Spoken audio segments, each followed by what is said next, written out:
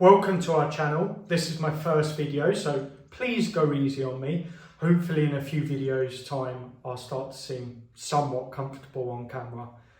This video is on our favourite training split for athletes, the high-low split, that's commonly known within a lot of strength and conditioning circles, but there's little to no information out there on it on the web. And we believe it's a solution for integrating the technical and tactical side of sport alongside the physical. So let's get into it. One of the biggest problems we find athletes have is how to organise their training week.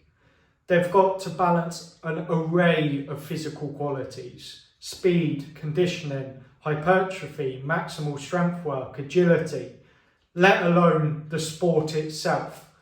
And a lot of the traditional splits out there are derived from bodybuilding or powerlifting, where they tend to divide the week based upon either muscle groups or key movement patterns: squat, bench press, deadlift. This simply doesn't work for athletes. You can't divide your week by muscle group, because a lot of the movements don't fit neatly within those categories. If you're doing even, say, a upper-lower split that's common amongst a lot of athletes, a lot of movements don't fit neatly within those categories. Where does sprinting go? Where does the Olympic lifts go? Where does your conditioning work go? It doesn't integrate nice and smoothly. We believe the high-low method can be the real solution to that.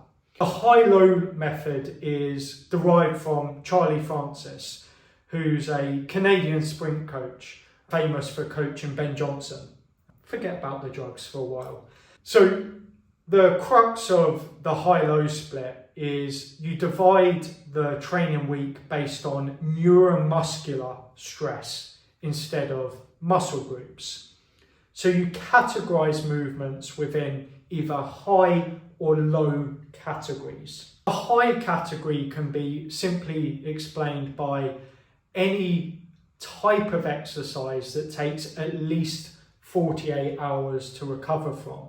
This could be a heavy, voluminous leg session, it could be a top-end speed session, or it could be sparring within boxing. The low category takes less than 24 hours to recover from.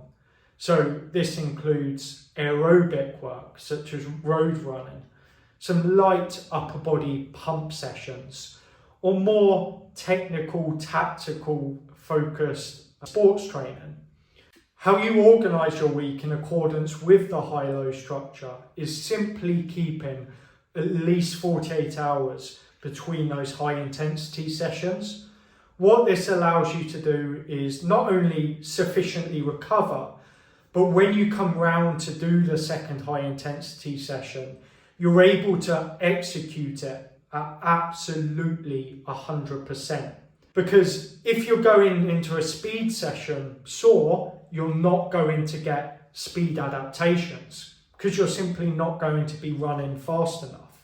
So a simple week will be pictured to the side of me here is one high day followed by a low day into a high day into another low day.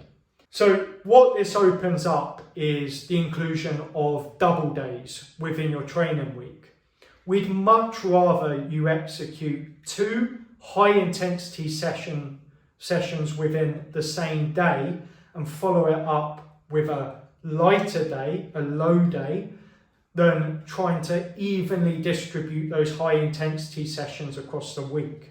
The reason that it allows for full recovery and therefore full intensity within those training sessions.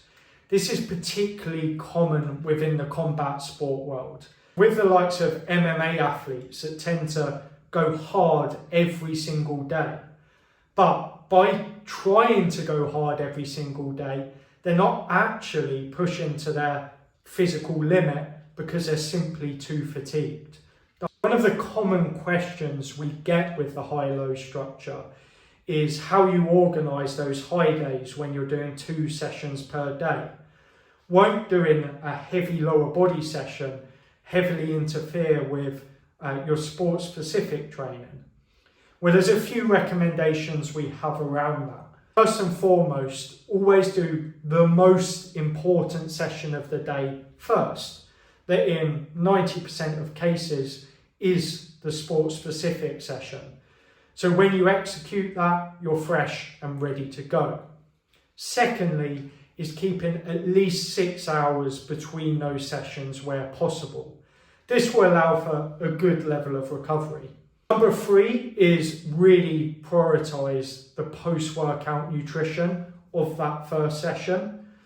Although there's not really such thing as the anabolic window, or at least the rapid need to get in protein within 30 minutes or you're going to lose all your gains, if you're doing a double day, it makes sense to finish the first session with some kind of high glycemic index, carbohydrates and some proteins to replenish your glycogen stores before entering the second session of the day. We believe organising your week in accordance with the high-low split allows for that full integration of technical, tactical and physical preparation. Offers a solution where the likes of a push-pull legs or body part splits simply don't. We hope you found this useful. If you want some visual representations of what that might look like in practice, have a look in our bio down below. There's a web link taking you through some visual representations of what that looks like. Thanks for watching.